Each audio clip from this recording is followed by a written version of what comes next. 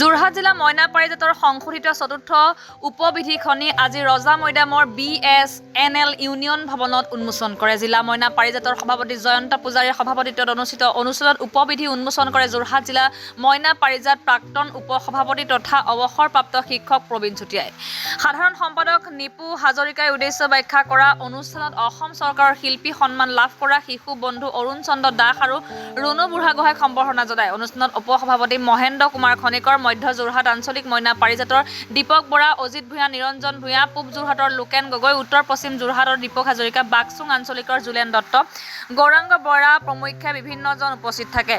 উল্লেখ্য, ঘন লাহনক সভাপতি, নিপু হাজৰিকাক আহ্বায়ক, হোমেন কুমাৰ শইকীয়া, বিপুল হাজৰিকা, ৰমেন শইকীয়া, ৰুণুমী দত্তক সদস্যৰূপে লৈ গঠিত সমিতিয়ে উপবিধিখন সংশোধন কৰি যুগুতাই উলিয়ায়। অনুষ্ঠানৰ আৰম্ভণিতে বন্তি প্ৰজ্বলন কৰে মইনা পাৰিজাতৰ প্ৰবীণ কৰ্মী সোণমাই দত্ত বৰাই।